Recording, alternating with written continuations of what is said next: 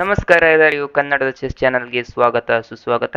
ಇವತ್ತಿನ ವಿಡಿಯೋದಲ್ಲಿ ಒಂದು ಇಂಟ್ರೆಸ್ಟಿಂಗ್ ಆಗಿರುವಂಥ ಚೆಸ್ ಪಂದ್ಯವನ್ನು ನಿಮಗೆಲ್ಲರಿಗೂ ತೋರಿಸ್ತಾ ಇದ್ದೇನೆ. 1912ನೇ ಇಸ್ವಿಯಲ್ಲಿ ನಡೆದಂಥ ಒಂದು ಚೆಸ್ ಪಂದ್ಯ.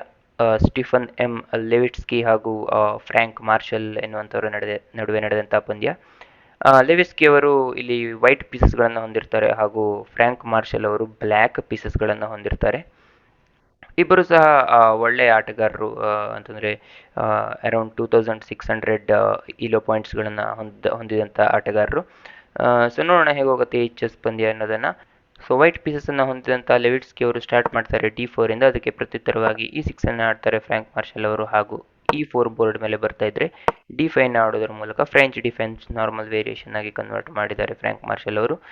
ಹಾಗೂ ಈ ಪೊಸಿಷನ್ ಅಲ್ಲಿ ಅವರು ತಮ್ಮ ನೈಟ್ ಅನ್ನ C3 ಗೆ ಡೆವಲಪ್ ಮಾಡ್ತಾ ಇದ್ರೆ ಇಲ್ಲಿ C5 ಅನ್ನ ಆಡೋದರ ಮೂಲಕ ಈ ಪಾನ್ ಅನ್ನ ಕ್ಯಾಪ್ಚರ್ ಮಾಡಿ ಅಂತ ವೈಟ್ ಹತ್ರ ಕೇಳ್ತಾ ಇದ್ದಾರೆ. ಆಗ ನಾನು ನನ್ನ ಬಿಷಪ್ ಅನ್ನ ವಿತ್ ಟೆಂಪೋ ಡೆವಲಪ್ ಮಾಡ್ಬೋದು ಅಂತ ಫ್ರ್ಯಾಂಕ್ ಮಾರ್ಷಲ್ ಅವರ ಐಡಿಯಾ. ಹಾಗಾಗಿ ಅವರು ಆ ಪಾನ್ ಅನ್ನ ಕ್ಯಾಪ್ಚರ್ ಮಾಡಲ್ಲ, ಅದರ ಬದಲಾಗಿ ವೈಟ್ ಇಲ್ಲಿ ತಮ್ಮ ನೈಟ್ ಅನ್ನ F3 ಗೆ ಡೆವಲಪ್ ಮಾಡ್ತಾ ಇದ್ರೆ ಫ್ರ್ಯಾಂಕ್ ಮಾರ್ಷಲ್ ಅವರು ತಮ್ಮ ನೈಟ್ ಅನ್ನ C6 ಗೆ ಡೆವಲಪ್ ಮಾಡ್ತಾ ಇದ್ದಾರೆ. ಎಲ್ಲವೂ ಸಹ ನಾರ್ಮಲ್ ಡೆವಲಪ್ಮೆಂಟ್ ಮೂವ್ ಅಂತಲೇ ಹೇಳ್ಬೋದು. ಈ ಪೊಸಿಷನಲ್ಲಿ ವೈಟ್ ತಮ್ಮ ಪಾನಿಂದ D5 ಅಲ್ಲಿರುವಂಥ ಪಾನನ್ನು ಕ್ಯಾಪ್ಚರ್ ಮಾಡ್ತಾ ಇದ್ರೆ ಆ ಪಾನನ್ನು ಫ್ರ್ಯಾಂಕ್ ಮಾರ್ಷಲ್ ಅವರು ತಮ್ಮ ಪಾನಿಂದ ಕ್ಯಾಪ್ಚರ್ ಮಾಡ್ತಾ ಇದ್ದಾರೆ. ಹಾಗೂ ಈ ಪೊಸಿಷನಲ್ಲಿ ಲೆವಿಟ್ಸ್ಕಿ ಅವರು ತಮ್ಮ ಲೈಟ್ ಸ್ಕ್ವೇರ್ ಬಿಷಪ್ಪನ್ನು E2 ಗೆ ಡೆವಲಪ್ ಮಾಡ್ತಾ ಇದ್ರೆ ತಮ್ಮ ನೈಟನ್ನು F6 ಗೆ ಡೆವಲಪ್ ಮಾಡ್ತಾರೆ ಫ್ರ್ಯಾಂಕ್ ಮಾರ್ಷಲ್ ಅವರು.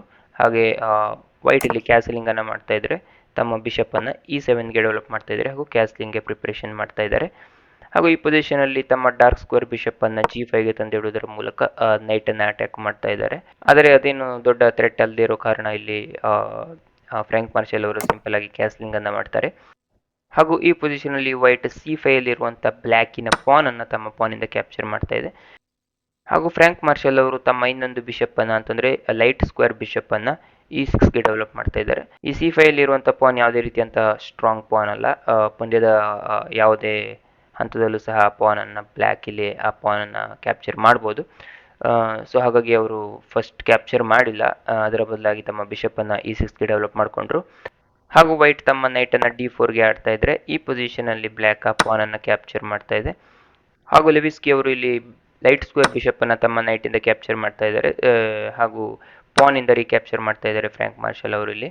ಹಾಗೂ ಈ ಪೊಸಿಷನಲ್ಲಿ ವೈಟ್ ತಮ್ಮ ಲೈಟ್ ಸ್ಕ್ವೇರ್ ಬಿಷಪ್ಪನ್ನು G4 ಗೆ ತಂದಿಡುವುದರ ಮೂಲಕ E6 ಅಲ್ಲಿ ವೀಕ್ ಆಗಿರುವಂಥ ಬ್ಲ್ಯಾಕಿನ ಪಾನನ್ನು ಅಟ್ಯಾಕ್ ಮಾಡ್ತಾ ಇದ್ರೆ ಫ್ರ್ಯಾಂಕ್ ಮಾರ್ಷಲ್ ಅವರು ತಮ್ಮ ಕ್ವೀನನ್ನು D6 ಗೆ ಇಡುವುದರ ಮೂಲಕ ಆ ಪಾನನ್ನು ಡಿಫೆಂಡ್ ಮಾಡ್ತಾ ಇದ್ದಾರೆ. ಹಾಗೂ ಈ ಪಾನಿನ ಮೇಲೆ ನಿರಂತರವಾಗಿ ಪ್ರೆಷರ್ ಇರಬೇಕು ಅನ್ನುವಂಥ ಕಾರಣಕ್ಕಾಗಿ ಅದೇ ಲೈನಲ್ಲಿ ನನ್ನ ಬಿಷಪ್ ಇರಲಿ ಅನ್ನೋಂಥ ಉದ್ದೇಶದಿಂದ ಇಲ್ಲಿ ಲೆವಿಟ್ಸ್ಕಿ ಅವರು ಲೈಟ್ ಸ್ಕ್ವೇರ್ ಬಿಷಪ್ಪನ್ನು H3 ಗೆ ತೆಗೆದುಕೊಂಡು ಹೋಗಿ ಇಡ್ತಾ ಇದ್ದಾರೆ. ಹಾಗೂ ಫ್ರ್ಯಾಂಕ್ ಮಾರ್ಷಲ್ ಅವರು ತಮ್ಮ A8 ಅಲ್ಲಿ ಕುಳಿತಿದ್ದಂತಹ ರುಕ್ಕನ್ನು E8 ಗೆ ತಂದಿರ್ತಿದ್ದಾರೆ. ಹಾಗೂ ಇಲ್ಲಿ ಎಕ್ಸ್ಟ್ರಾ ಪ್ರೊಟೆಕ್ಷನ್ ಅನ್ನ, ಹೆಚ್ಚುವರಿ ಡಿಫೆನ್ಸ್ ಅನ್ನ ಈ ಪಾನ್ ಗೆ ಕೊಡ್ತಾ ಇದ್ದಾರೆ. ಸೊ ಇವಾಗ ನೀವು ಒಮ್ಮೆ ಪೊಸಿಷನ್ ಅನ್ನ ಒಮ್ಮೆ ಗಮನಿಸಿದ್ರೆ ಇಬ್ರು ಈಕ್ವಲ್ ಆಗಿ ಇದ್ದಾರೆ ಅಂತಾನೆ ಹೇಳ್ಬೋದು. ಆದರೆ ನೀವು ನೋಡಿ ಇನ್ನು ವೈಟಿನ ರುಕ್ಗಳು ಇನ್ನೂ ಕನೆಕ್ಟ್ ಆಗಿಲ್ಲ.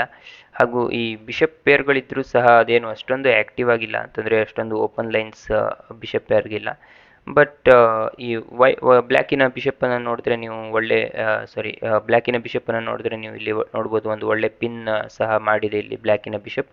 ಹಾಗೂ ಇಲ್ಲಿ ಎರಡು ರುಕ್ಗಳನ್ನು ನೋಡ್ಬೋದು. ಎರಡು ರುಕ್ಗಳು ಆಲ್ಮೋಸ್ಟ್ ಸೆಮಿ ಓಪನ್ ಫೈಲಲ್ಲಿ ಇದೆ ಅಂತಲೇ ಹೇಳ್ಬೋದು. ಈ ಪೀಸ್ ಏನಾದರೂ ಬೇರೆ ಕಡೆ ಮೂವ್ ಮಾಡಿದ್ರು ಅಂತಾದರೆ ಆಲ್ಮೋಸ್ಟ್ ಒಂದು ಒಳ್ಳೆಯ ಲೈನ್ ಸಿಗುತ್ತೆ ಈ ರುಕ್ಗೆ. ಹಾಗೂ ಈ ರುಕ್ ಸಹ ಒಂದು ಒಳ್ಳೆ ರೀತಿಯಂಥ ಓಪನ್ ಫೈಲಲ್ಲಿ ಇದೆ ಅಂತಲೇ ಹೇಳ್ಬೋದು, ಸೆಮಿ ಓಪನ್ ಫೈಲಲ್ಲಿ ಇದೆ ಅಂತಲೇ ಹೇಳ್ಬೋದು. ಸೊ ಈ ಪೊಸಿಷನಲ್ಲಿ ವೈಟ್ ತಮ್ಮ ಕ್ವೀನನ್ನು D2 ಗೆ ಆಡೋದರ ಮೂಲಕ ಇಲ್ಲಿ ರುಕ್ಗಳನ್ನು ಕನೆಕ್ಟ್ ಮಾಡ್ಕೊತಾ ಇದೆ. ಹಾಗೂ ಇಲ್ಲಿ ಫ್ರ್ಯಾಂಕ್ ಮಾರ್ಷಲ್ ಅವರು ತಮ್ಮ ಬಿಷಪ್ಪನ್ನು B4 ಗೆ ಆಡೋದರ ಮೂಲಕ ಈ ನೈಟನ್ನು ಪಿನ್ ಮಾಡ್ತಾ ಇದ್ದಾರೆ. ಮುಂದಿನ ಐಡಿಯಾ ನೀವು ಹೇಳ್ಬೋದು, ತುಂಬ ಸಿಂಪಲ್ ಆಗಿರುವಂಥ ಐಡಿಯಾ, ಈ ಪಾನನ್ನು ಪುಷ್ ಮಾಡಿ ಈ ನೈಟನ್ನು ಗೆಲ್ಲುವಂಥ ಐಡಿಯಾ ಇಲ್ಲಿ ಫ್ರ್ಯಾಂಕ್ ಮಾರ್ಷಲ್ ಅವರಿಂದ ಕಾಣ್ತಾ ಇದೆ. ಹಾಗಾಗಿ ವೈಟ್ ಫಸ್ಟು ಈ ಪೊಸಿಷನಲ್ಲಿ F6 ಅಲ್ಲಿ ಕುಳಿತಿರುವಂಥ ಒಂದು ನೈಟನ್ನು ತಮ್ಮ ಬಿಷಪ್ಪಿಂದ ಕ್ಯಾಪ್ಚರ್ ಮಾಡ್ತಾ ಇದೆ. ಯಾಕಂತಂದರೆ ಈ ಬಿಷಪ್ ಏನು ಅಷ್ಟೊಂದು ಯೂಸ್ಫುಲ್ ಆಗಿರಲಿಲ್ಲ. ಹಾಗಾಗಿ ಬಿಷಪ್ಪಿನ ಬಿಷಪಿಂದ ನೈಟನ್ನು ಕ್ಯಾಪ್ಚರ್ ಮಾಡಿದ್ರು. ಇಲ್ಲಿ ರುಕ್ಕಿಂದ ವಾಪಸ್ ಕ್ಯಾಪ್ಚರ್ ಮಾಡ್ತಾರೆ ಫ್ರ್ಯಾಂಕ್ ಮಾರ್ಷಲ್ ಅವರು. ಹಾಗೂ ಈ ಪೊಸಿಷನಲ್ಲಿ ವೈಟ್ ತಮ್ಮ ರುಕ್ಕನ್ನು D1ಗೆ ಡೆವಲಪ್ ಮಾಡ್ತಾ ಇದೆ. ನೀವು ಹೇಳ್ಬೋದು ಇಲ್ಲಿ ಈ ಪಾನನ್ನು ಇನ್ನು ಇಲ್ಲಿ ಪುಷ್ ಮಾಡಿ ಏನು ಈ ನೈಟನ್ನು ವಿನ್ ಆಗ್ಬೋದಲ್ಲ ಅಂತ. ಆದರೆ ಇಲ್ಲಿ ಒಂದು ಒಳ್ಳೆ ರೀತಿಯಂಥ ಮೂವ್ ಇದೆ ವೈಟ್ಗೆ. ಏನಪ್ಪ ಅಂತಂದರೆ ಅದು ನೈಟನ್ನು E4ಗೆ ತಂದು ಇಲ್ಲಿ ಫೋರ್ಕನ್ನು ಮಾಡುವಂಥದ್ದು. ಹಾಗೂ ಓಕೆ, ಅವರ ಕ್ವೀನ್ ಸಹ ಅಟ್ಯಾಕ್ ಆಗಿದೆ. ಇಲ್ಲಿ ಅಷ್ಟೊಂದೇನು ಅಡ್ವಾಂಟೇಜ್ ಸಿಗಲ್ಲ ಇಲ್ಲಿ ಬ್ಲ್ಯಾಕ್ಗೆ ಅಂತಲೇ ಹೇಳ್ಬೋದು. ಬ್ಲ್ಯಾಕ್ ಇಲ್ಲಿ ಲೂಸಿಂಗ್ ಪೊಸಿಷನ್ಗೆ ಹೋಗ್ಬಿಡುತ್ತೆ ಇಮಿಡಿಯೇಟಾಗಿ. ನೀವು ಇಲ್ಲಿ ಯಾವುದೇ ರೀತಿಯಂಥ ಮೂವ್ ಮಾಡಿದ್ರು ಸಹ ಇಲ್ಲಿ ನಿಮಗೆ ಇದೊಂದು ಖಂಡಿತವಾಗಿಯೂ ವಿನ್ನಿಂಗ್ ಪೊಸಿಷನ್ ಅಲ್ಲ ಬ್ಲ್ಯಾಕ್ ಆಗಿ ಅಂತಲೇ ಹೇಳ್ಬೋದು.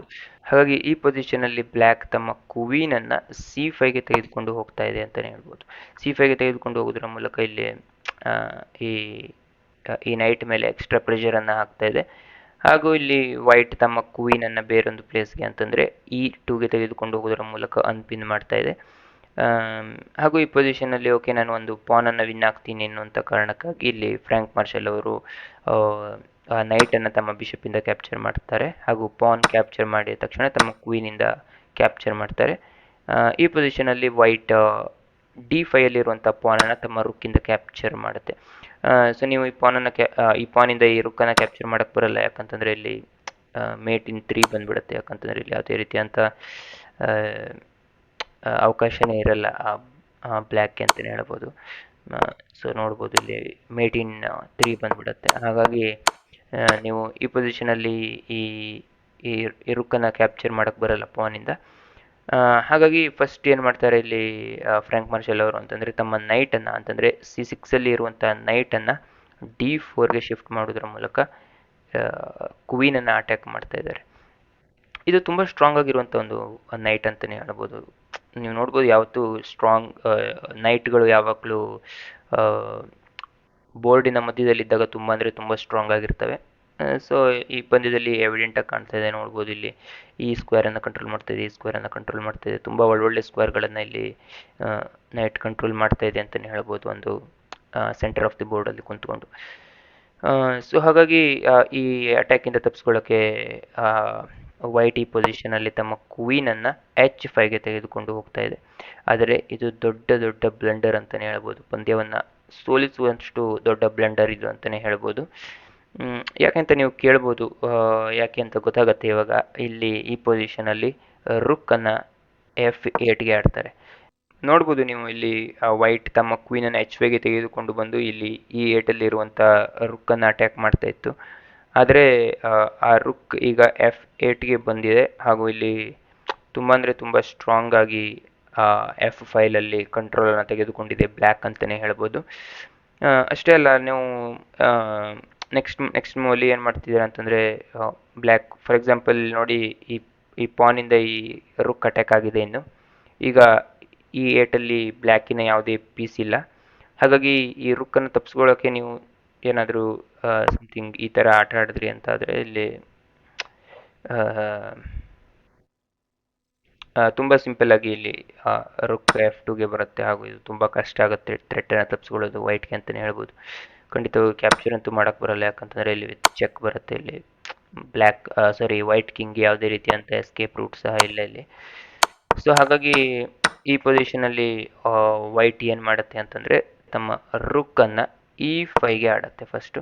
ಇದು ಇಂಜಿನ್ ಹೇಳುತ್ತೆ ಇದು ಒಳ್ಳೆ ಮೂವ್ ಅಂತ, ಇದ್ದಿದ್ರಲ್ಲಿ ಒಳ್ಳೆ ಮೂವ್ ಅಂತ. ಖಂಡಿತವಾಗಿಯೂ ಇದ್ದಿದ್ರಲ್ಲಿ ಇದು ಒಳ್ಳೆ ಮೂವ್ ಅಂತಲೇ ಹೇಳ್ಬೋದು. ಹಾಗೂ ಈ ಪೊಸಿಷನಲ್ಲಿ ಫ್ರ್ಯಾಂಕ್ ಮಾರ್ಷಲ್ ಅವರು ಕ್ವೀನನ್ನು ಅಟ್ಯಾಕ್ ಮಾಡ್ತಾರೆ ತಮ್ಮ ರುಕ್ಕನ್ನು H6ಗೆ ತರುವುದರ ಮೂಲಕ.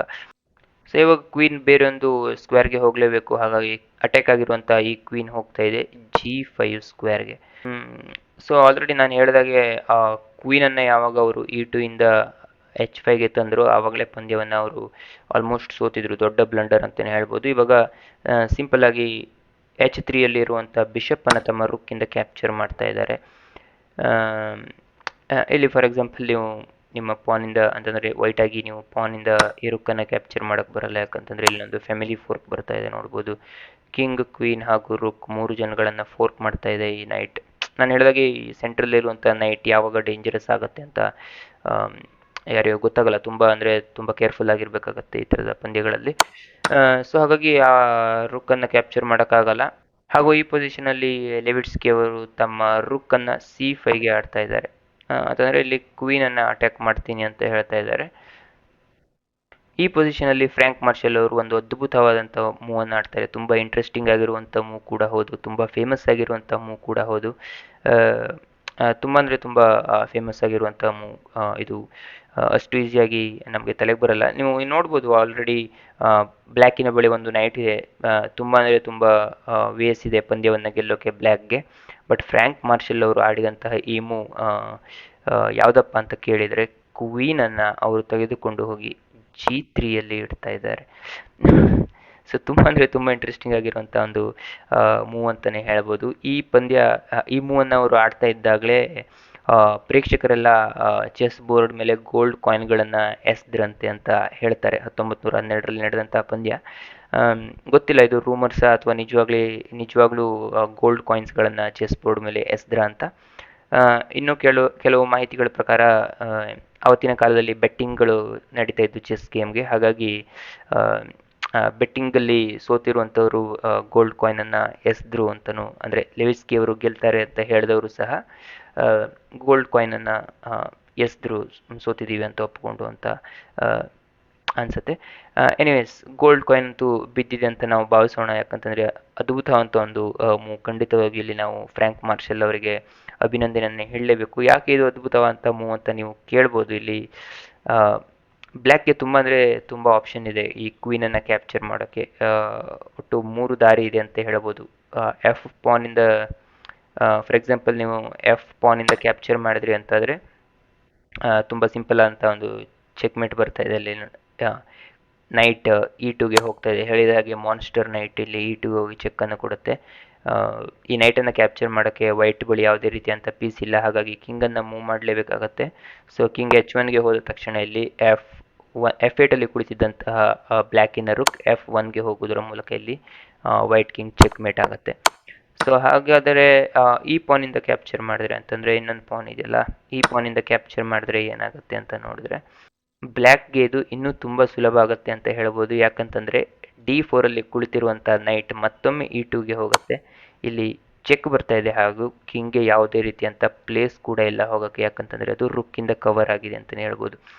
ಸೊ ಹಾಗಾಗಿ ಇದು ಅದ್ಭುತವಂತ ಒಂದು ಚೆಕ್ಮೇಟ್ ಆಗುತ್ತೆ. ಇನ್ನು ಉಳಿದಿರುವಂಥ 3ನೇ ಆಪ್ಷನ್ ಏನಪ್ಪ ಅಂತಂದರೆ, ಕ್ವೀನಿಂದ ಕ್ವೀನನ್ನು ಕ್ಯಾಪ್ಚರ್ ಮಾಡಿದ್ರೆ ಏನಾಗುತ್ತೆ ಅಂತ ನೋಡಿದ್ರೆ, ಇಲ್ಲೂ ಸಹ ಬರ್ತಾ ಇದೆ ನೈಟನ್ನು E2ಗೆ ತೆಗೆದುಕೊಂಡು ಹೋಗೋದ್ರ ಮೂಲಕ ಫೋರ್ಕ್ ಮಾಡ್ತಾ ಇದ್ದಾರೆ ಇಲ್ಲಿ. ಖಂಡಿತವಾಗಿ ಇಲ್ಲಿ ವೈಟ್ ಕಿಂಗ್ಗೆ ಇರುವಂಥದ್ದು ಒಂದೇ ಒಂದು ಸ್ಕ್ವೇರ್, ಅದು ಆ ಸ್ಕ್ವೇರ್ಗೆ ಹೋಗಲೇಬೇಕಾಗತ್ತೆ. ಬಟ್ ಇಲ್ಲಿ ಮತ್ತೆ ವಿತ್ ಚೆಕ್ ಕ್ಯಾಪ್ಚರ್ ಮಾಡ್ತಾ ಇದ್ದಾರೆ. ಸೊ ಫಾರ್ ಎಕ್ಸಾಂಪಲ್ ನೀವು ಮತ್ತೆ ಈ ಪಾನಿಂದ ಕ್ಯಾಪ್ಚರ್ ಮಾಡಿದ್ರಿ ಅಂತಾದರೆ ಮತ್ತೆ ಚೆಕ್ಮೇಟ್ ಆಗ್ತೀರಾ. ಹಾಗಾಗಿ ಇಲ್ಲಿ ಈ ಪಾನಿಂದ ಕ್ಯಾಪ್ಚರ್ ಮಾಡೋಕ್ಕೆ ಬರಲ್ಲ. ಸೊ ಇಲ್ಲಿ ಒಂದೇ ಒಂದು ಮೂವ್ ಏನಪ್ಪ ಅಂತಂದರೆ, ಕಿಂಗ್ ಇಲ್ಲಿ G1ಗೆ ಹೋಗಲೇಬೇಕು ಮತ್ತು ವಾಪಸ್ಸು. ಮತ್ತು ವೆರಿ ಸಿಂಪಲ್, ಇಲ್ಲಿ ನೈಟನ್ನು E2ಗೆ ತೆಗೆದುಕೊಂಡು ಹೋಗಿ ಚೆಕ್ಕನ್ನು ಕೊಡ್ತಾರೆ. ಹಾಗೂ ಕಿಂಗ್ ಮೂವ್ ಆದ ತಕ್ಷಣ ಅವರು ತಮ್ಮ ರುಕ್ಕನ್ನು ಬೇರೊಂದು ಸ್ಕ್ವೇರ್ಗೆ ತೆಗೆದುಕೊಂಡು ಹೋಗಿ ಪಂದ್ಯವನ್ನು ಸುಲಭವಾಗಿ ಗೆಲ್ಬೋದು. ಒಂದು ನೈಟ್ ಕಂಪ್ಲೀಟ್ ಅಡ್ವಾಂಟೇಜ್ ಇದೆ. ಹಾಗೂ ಒಂದು ಮೂವನ್ನು ಮಾಡಿರುವಂಥದ್ದು ನಿಜಕ್ಕೂ ಅದ್ಭುತವಂತ ಒಂದು ಮೂವನ್ನು ಆಡ್ತಾರೆ ಅಂತಲೇ ಹೇಳ್ಬೋದು. ಇಲ್ಲಿ ಅಂತಂದರೆ C3ಯಲ್ಲಿರುವಂಥ ಕ್ವೀನನ್ನು G3ಗೆ ತಂದಿಟ್ಟ ತಕ್ಷಣ ಲೆವಿಟ್ಸ್ಕಿ ಅವರು ಪಂದ್ಯವನ್ನು ರಿಸೈನ್ ಮಾಡ್ತಾರೆ. ಖಂಡಿತವಾಗಿಯೂ ಈ ಪಂದ್ಯ ನಿಮಗೆಲ್ಲರಿಗೂ ಇಷ್ಟ ಆಗಿದೆ ಅಂತ ನಾನು ಭಾವಿಸ್ತೇನೆ. ನಿಮ್ಮ ಚೆಸ್ ಫ್ರೆಂಡ್ಸ್ಗಳಿಗೂ ಸಹ ಈ ವಿಡಿಯೋವನ್ನು ಶೇರ್ ಮಾಡೋಕ್ಕೆ ಮರಿಬೇಡಿ. ವಿಡಿಯೋ ಇಷ್ಟ ಆಗಿದೆ ಖಂಡಿತವಾಗಿಯೂ ಲೈಕ್ ಬಟನನ್ನು ಒತ್ತಿ ಅಂತ ಹೇಳ್ತಾ, ಮತ್ತೆ ಇಂಟ್ರೆಸ್ಟಿಂಗ್ ಆಗಿರುವಂಥ ಚೆಸ್ ವಿಡಿಯೋಗಳ ಜೊತೆ ಮತ್ತೆ ಬರ್ತೀನಿ ಅಂತ ಹೇಳ್ತಾ ಈ ವಿಡಿಯೋವನ್ನು ಇಲ್ಲಿಗೆ ಮುಗಿಸ್ತಾ ಇದ್ದೇನೆ.